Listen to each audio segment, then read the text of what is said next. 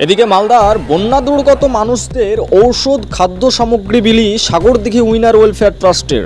দেখছেন সেই ছবি, কথা বলবো, বিস্তারিত জানবো, পুরো বিষয়ে নজর রাখুন। মালদার বন্যা দুর্গত মানুষদের ঔষধ খাদ্য সামগ্রী বিলি, দেখুন সেই ছবি।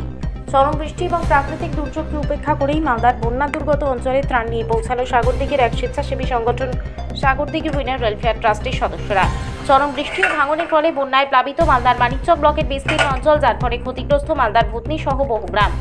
জলের মধ্যে আটকে পড়েছে বহু পরিবার, যার ফলে চরম অসুবিধার মধ্যে দিন কাটাচ্ছেন তারা। জলের মধ্যেই কোনো রকমে দিন কাটছে তাদের, জুটছে না রুটি রুজি। কমিউনিটি কিচেন ও বিভিন্ন স্বেচ্ছাসেবী সংস্থাগুলোর মাধ্যমেই পৌঁছাচ্ছে সাহায্য। শনিবার সাগরদিঘি থেকে মালদার ভূতনি এলাকার বন্যা কবলিত মানুষদের জন্য ত্রাণ সামগ্রী নিয়ে পৌঁছালো সাগরদিঘির অন্যতম সমাজসেবী সংগঠন উইনার ওয়েলফেয়ার ট্রাস্ট। বন্যা কবলিত মানুষদের হাতে তুলে দেওয়া হলে শুকনো খাবার, সঙ্গে ঔষধ, মহিলাদের জন্য দেন ন্যাপকিন। ট্রাস্টের সম্পাদক সঞ্জিত দাস, সুমন শরীফ ও অন্যান্য সদস্য রহমাতুল্লাহ, রাহুল ভগত, সামাদ শেখ, উজির শেখ সহ প্রায় 20 জন মিলে ত্রাণ সামগ্রী নিয়ে পৌঁছায় মালদায়। সাগরদিঘি থেকে রহমাতুল্লাহর রিপোর্ট, সবুজ বার্তা নিউজ।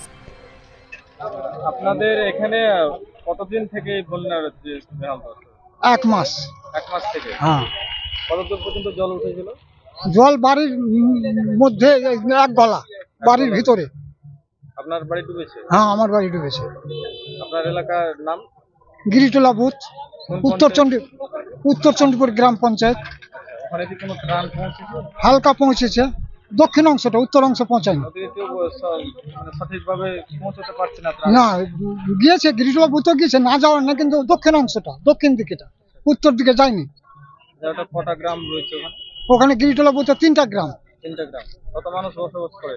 মোটামুটি 1003 লোক, তারও বেশি হবে। সবাই পানবাসী? হ্যাঁ, মোটামুটি 1200 ভোটার। এখানে কি প্রতি বছরে বন্যা দেখা যায়? না, বন্যা দেখা যায়, কিন্তু এই মতো যায় না, হালকা হুলকে যায়। আপনার নাম? আমার নাম লোচন মন্ডল। আপনি এখন পর্যন্ত কোনো ত্রাণ পেয়েছেন কি? পেয়েছি, হালকা পেয়েছি, না পাওনি। আজকে আপনারা কোথায় ত্রাণ নিয়ে গিয়েছিলেন? আজকে আমরা মালদার ভূতনি এলাকায় যেসব মানুষ বন্যায় ক্ষতিগ্রস্ত হয়েছে তাদেরকে আমরা ত্রাণ তুলে দিলাম।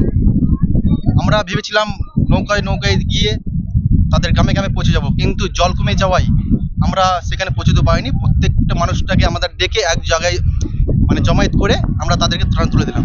কতজনকে দিলেন? আজকে আমরা প্রায় 500-র বেশি মানুষকে ত্রাণ, তার পাশাপাশি আমাদের কাছে দিয়েছি ওষুধ এবং মেয়েদের জন্য স্যানিটারি ন্যাপকিন তাদের হাতে তুলে দিয়েছি। আজকে আপনারা কত কি মাল নিয়েছেন? আমরা প্রায় 500-রও বেশি আজকে আমরা ত্রাণ নিয়ে এসেছিলাম। কিসে করে পৌঁছালেন আপনারা? আমরা সাগরদিঘি থেকে একদম বাসে করে নিয়ে এসেছিলাম এবং এখান থেকে কিছু টোটোতে আমরা মাল দিয়ে পাঠিয়েছিলাম, সেগুলো সব দেওয়া হয়েছে এবং বাস থেকে কিছু মাল দেওয়া হয়েছে। কিন্তু সাগরদিঘি থেকে।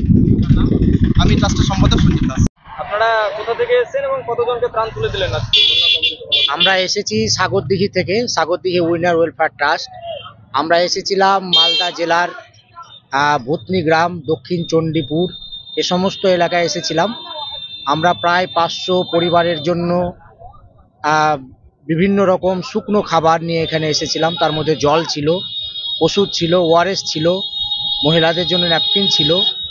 আমরা এখানে এসে যেটা দেখলাম যে জল অনেকটাই কমে গেছে, এখন অনেক জায়গা জেগে উঠেছে, তার জন্য নৌকা চলাচলের ব্যবস্থা ছিল না। অ্যাকচুয়ালি আমরা যে জায়গাটাতে আসব বলে এসেছিলাম বাড়ি থেকে, সেই জায়গাটা যেতে আমাদের অনেক কষ্ট হয়, সে জায়গায় আমরা পুরোপুরি পৌঁছাতে পারিনি। তবু আমরা চেষ্টা করেছি, অনেক পরিশ্রম করে, অনেক কষ্ট করে আমরা সে সমস্ত জায়গায় গেছিলাম যেখানে বাড়ির প্রায় 1/3 বাড়ি, প্রতিটা বাড়ি যেখানে ডুবে গেছিল, সে সমস্ত জায়গায় আমরা পৌঁছাতে পেরেছি। তাদেরকে এক জায়গায় করে আমরা প্রায় 500 পরিবারের হাতে ওষুধ সহ বিভিন্ন শুকনো খাবার তুলে দিয়েছি। পাশাপাশি প্রায় 2000 পিস আমরা শুকনো রুটি, পাউরুটি এনেছিলাম, সেগুলো বাচ্চাদের মধ্যে, সে গ্রাম ছাড়াও বিভিন্ন জায়গাতে শিবির করেছিল, তাদেরকে আমরা দিয়েছি। আমার নাম সুমন শরীফ। সাগরদিঘি থেকে এসেছেন? সাগরদিঘি থেকে এসেছি। এর আগেও বিভিন্ন স্বেচ্ছাসেবী সংগঠন এসেছিল এখানে ত্রাণ নিয়ে। আজকের আপনার অভিজ্ঞতা কি? মাশাআল্লাহ, আলহামদুলিল্লাহ, দারুণ একটা অভিজ্ঞতা।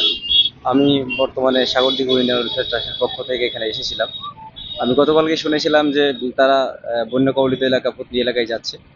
আমি সেই কথা শুনেই কিন্তু প্রথমেই বলে দিয়েছি আমিও যাব, যেহেতু আমরা আগামী দিনে প্ল্যান করছি এখানে আসার জন্য।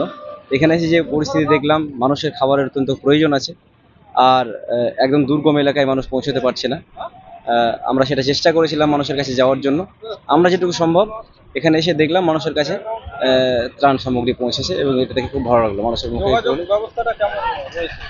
যোগাযোগ ব্যবস্থাটা যথেষ্ট ভালো, খারাপ নয়, কিন্তু বন্যা কবলিত যে সমস্ত এলাকাগুলো এখনো পর্যন্ত মানুষ পৌঁছাতে পারছে না, ওই সমস্ত এলাকাগুলোতে পৌঁছাতে পারছে না, তাদের কাছে আমরা পৌঁছানোর জন্য যারা আসছে বা আমরা এসেছি চেষ্টা করবো ইনশাল্লাহ। নৌকা চলাচলের ব্যবস্থা যেগুলো বন্যা কবলিত এলাকা, সেগুলো নৌকা চলছে কি এখন?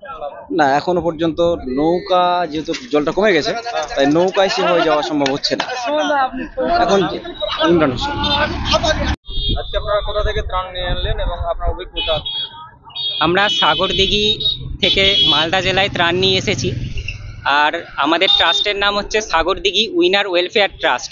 ট্রাস্ট মানে হচ্ছে বিশ্বাস, মানে একটা ভালোবাসার জায়গা। মানে আমরা শুধুমাত্র একটা সংগঠন নয়, আমরা মানুষের প্রতি ভালোবাসা দেখাতে চাই, মানুষকে ভালোবাসতে চাই।